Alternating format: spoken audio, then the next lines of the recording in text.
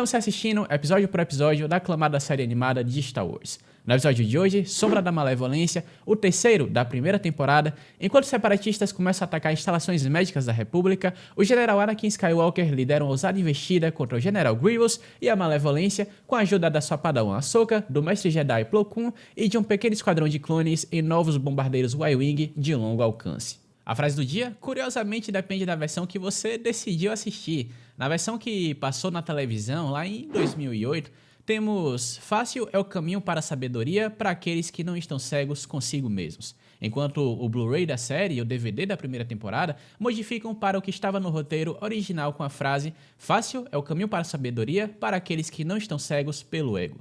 De qualquer forma, bora falar desse episódio porque esse é o quadro Revisitando The Clone Wars.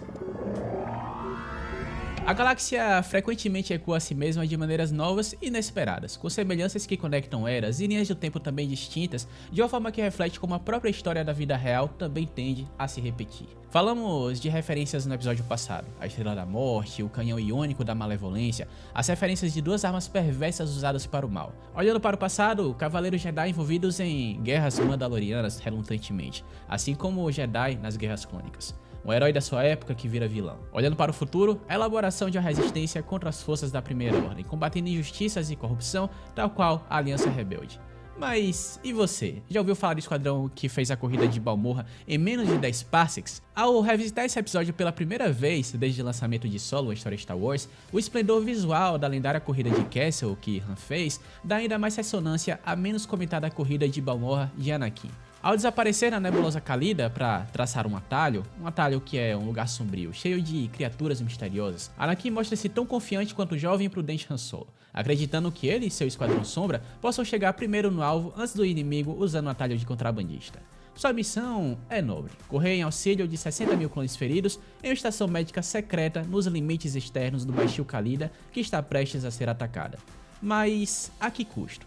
Cegos pelo gás literal e pelo próprio egotismo, o Esquadrão Sombra tropeça no terreno de nidificação das Mandas Tenebrae, tomando a sobrevivência ao atalho um desafio.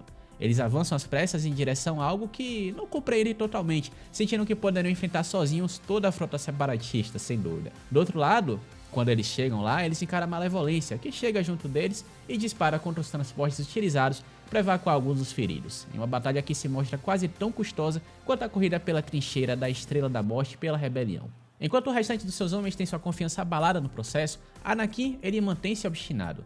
Mesmo ali, após perder metade do seu esquadrão, a princípio inclusive ele se recusa a considerar um novo plano. Anakin está acostumado a liderar pelo exemplo, avançando corajosamente para as linhas de frente ao lado dos seus homens. Mas talvez, às vezes ele esqueça que embora os clones que lutam ao seu lado sejam hábeis combatentes, pilotos também, eles não possuem habilidade, talvez metade das habilidades e nem o treinamento de um Jedi, nem a sua destreza sobrenatural no assento de piloto. Gritando pelo intercomunicador de sua posição na torre de artilharia, Ahsoka precisa agir com a consciência dele. Ele acredita que pode executar o plano, e talvez ele esteja certo. Mas do que adianta vencer a batalha se isso significa obliterar toda a sua frota de caças? As vidas de seus homens, afinal, não são menos importantes do que aquelas que ele veio salvar. Mudando de estratégia para lançar torpedos contra o canhão de íons, eles conseguem proteger a instalação médica e desabilitar o hiperpropulsor da Malevolência justamente quando as naves de guerra da República, lideradas por Obi-Wan Kenobi e Yularen, chegam para ajudar. Sem o plano impetuoso de Anakin, a ajuda provavelmente teria chegado tarde demais, mas foi apenas um sucesso parcial, e sua resposta emocional diante das perdas é palpável. Tão diferente da monstruosidade em que se tornaria nas mãos do Imperador e tão diferente também do general separatista Grievous, cuja fúria faz cabeças de droids rolarem, Anakin ainda é compassivo e bondoso, apenas começando a compreender o preço que a guerra cobrará enquanto se prepara para finalizar a caçada contra o temido general separatista. Vidas foram salvas, soldados foram perdidos, e a batalha está apenas começando. Depois vamos acabar com os Skywalker.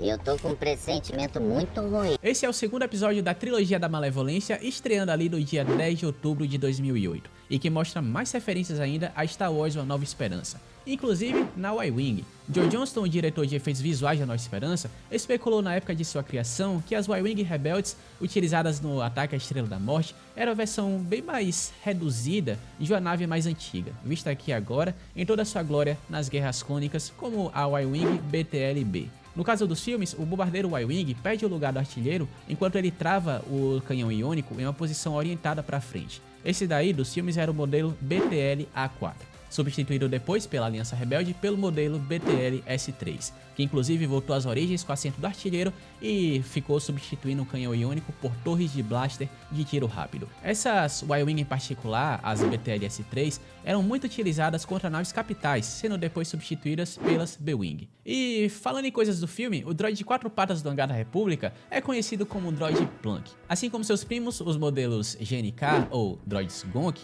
ele recebe seu nome de som que emite enquanto anda de um lado para o outro. Plunk, plunk.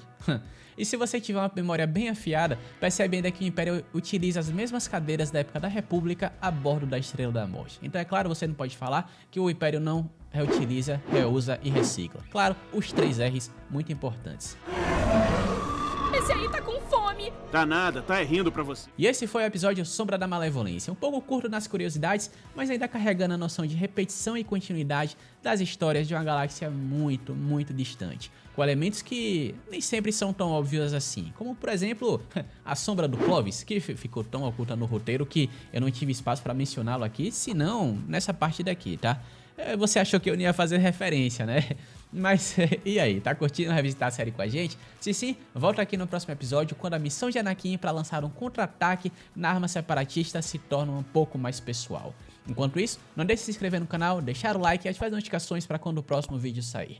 Acompanha também os outros vídeos enquanto ele não sai. Como diríamos aqui no Império, uma vida longa ao Imperador e até a próxima.